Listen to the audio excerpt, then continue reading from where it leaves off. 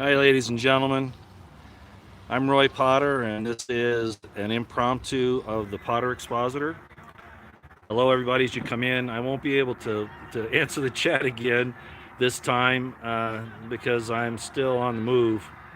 However, I just found about this whole situation with Governor Northam, Governor Cuomo, the state of New York, the state of Virginia, the state of California, and what's happening in our country. And the lack of love and protection of the innocent. You know, I've said for a long time now that our governments, both federal, state, and even local, have had the evil infiltration. I mean, you know, you always have good and bad. You always do. But the division, the gulf between what's right and wrong is becoming so wide that, as I've said, they are no longer compatible. And other commentators say that as well. In other words, we're degenerate. The best that we have failed to speak up, and the evil gets to control the day. This isn't good, because if we don't put evil away from us, it will consume us. And our silence and our reticence to act, and I'm calling out President Trump on this as well, our reticence to act only gives strength to the evil side. This isn't politics anymore. This isn't politics. It's not. Let me point something out. We went to war in World War II because of the murder of innocents. I'm not saying that World War II was just because of the bankers, and I understand all that. But the mentality of the people was to protect the innocent. That was the mentality of the largest portion of the population, even if they had been duped into it.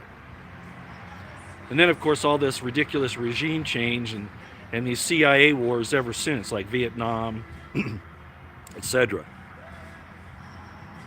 But the reason for going to those wars supposedly was to protect the innocent, even though, like I said, it was really for the bankers, etc.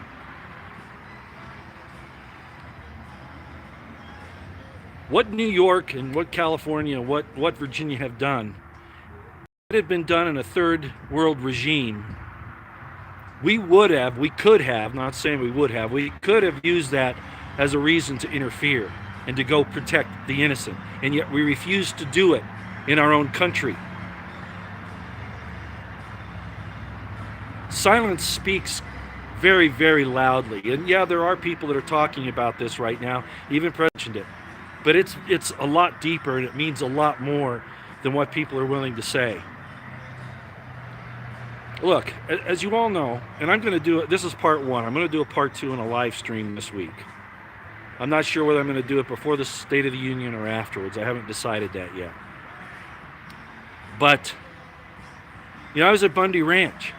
And let me remind you that the federal government, through the BLM, the FBI, and the DOJ, were willing to kill hundreds of men, women, and children to save a desert tortoise.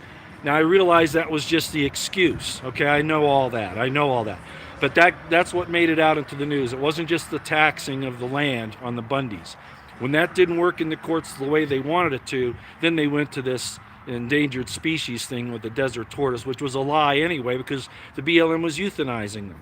But my point is, a desert tortoise has more right to life than the most innocent being on the face of the earth, a newborn human. And our governments are acquiescing to this. Again, at Bundy Ranch, they would have killed hundreds of men, women, and children. Some are, most not, to save a desert tortoise. Now, Judge Janine made a very excellent presentation last night on her show, and I'd suggest you all go see it. No, I can't give you the link, but I'm sure you know of it. Ladies and gentlemen, there is no room for compromise anymore. We are dealing with pure, unadulterated evil. We're not dealing with politicians. We're not dealing with ideologies, with simple disagreements. We are dealing with people who say they have a right to murder, rape, pillage, and steal.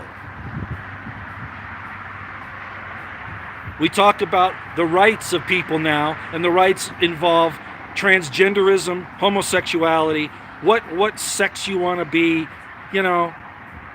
not real rights of life, liberty, pursuit of happiness, and the Bill of Rights, which protects our God-given rights, supposedly by the Constitution, which has been shredded to bits.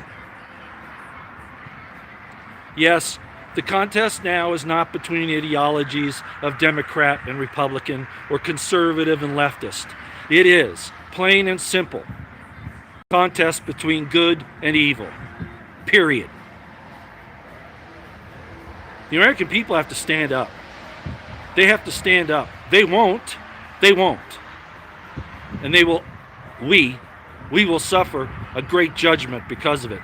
And I'm not just talking about God. You can look at it that way, but it's a judgment of cause and effect at the very least. I do believe God's going to do it. But for those of you who don't want to go there, it's cause and effect. You can't become this decadent and this evil and not have the universe take retribution.